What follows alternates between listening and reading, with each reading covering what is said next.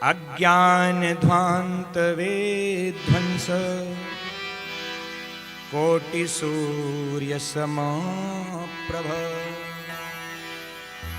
सोताख्या हि कथा सारम मम कर्णरसायन। पहला प्रश्न का जो सारांश है समझो, कितनी सुंदर बात कही है। हे सूत जी महाराज, अज्ञान द्वांत विध्वंस, अज्ञान रूपी अंधकार को नष्ट करने के लिए आपके हृदय में ज्ञान रूपी सूर्य है। ठीक है, आप क्या चाहते हो? बोले सोताख्या ही कथा सारम। आप हमें कथाओं का सार कहना, ध्यान से समझना बात को। कथा कहने को नहीं कहा, कथा सारम, सार तत्व चाहिए, मूल तत्व चाहिए। क्यों चाहिए? मम कर्णरसायनम, हमारे कानों का रसायन ठीक हो, इसके लिए चाहिए। बड़ी विशिष्ट बात है। ये नहीं कहा मम जिह्वा रसायनम, मम नासिका रसायनम, मम कर्ण रसायनम। क्यों महाराज, केवल कान ही खराब है क्या? आंख खराब नहीं है, जिह्वा खराब नहीं है, ये 10 इंद्रियां हैं, 10 खराब है महाराज। तो एक ही इंद्रिय को बनाने की बात क्यों कहा? क्योंकि सुनना जो गुण है महाराज, वो सबसे अलग है। ध्यान से समझना बात को। आंख धोखा खा सकती है, क्योंकि आंख का डबल रिएक्शन है, देखती भी है और बाहर की चीजों को अंदर और अंदर की चीजों को बाहर भी करती है। नासिका से श्वसा लेते भी हो, छोड़ते भी हो, जिह्वा से भी हम सब काम करते हैं महाराज। लेकिन एक इंद्रिय ऐसी है जो केवल ग्रहण करती है, बाहर नहीं निकालती।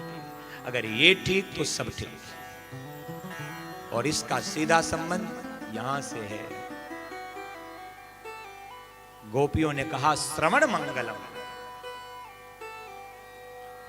सुनना मंगलमय है प्यारे।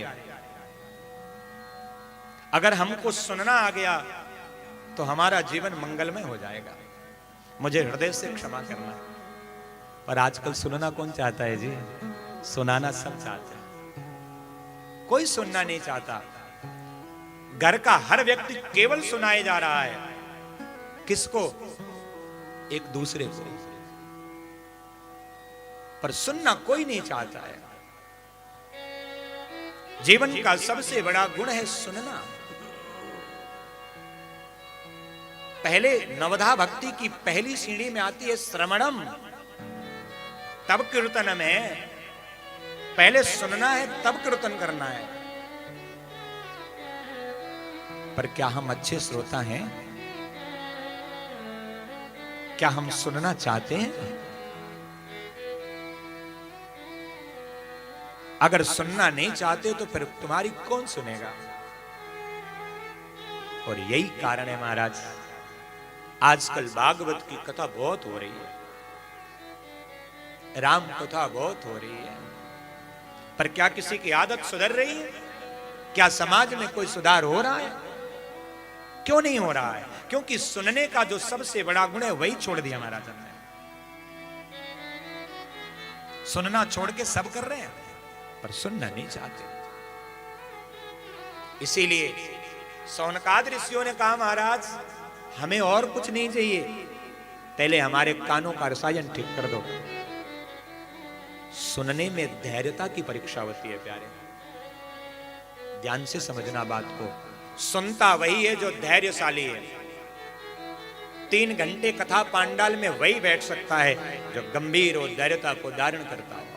चंचल चित्त वाला यहां नहीं बैठ सकता। मैं कौन सा टेलीविजन दिखा रहा हूं, मैं कौन से जादूगरी दिखा रहा हूं महाराज, पर 3 घंटे अगर आप केवल एक बार सुनने पर केंद्रित हो गए तो पता नहीं चलेगा। श्रवण मंगलम है। क्योंकि कथा सुनना है और सुनने से ही जीवन को सुधरना है महाराज। मैया रुक्मिणी ने भगवान के विषय में केवल सुना था, श्रुत्वा गुणान, भगवान के गुणों को सुना था, केवल देखी नहीं थी मैया। लेकिन ऐसे त्रिभुवन सुंदर पर रीजी महाराज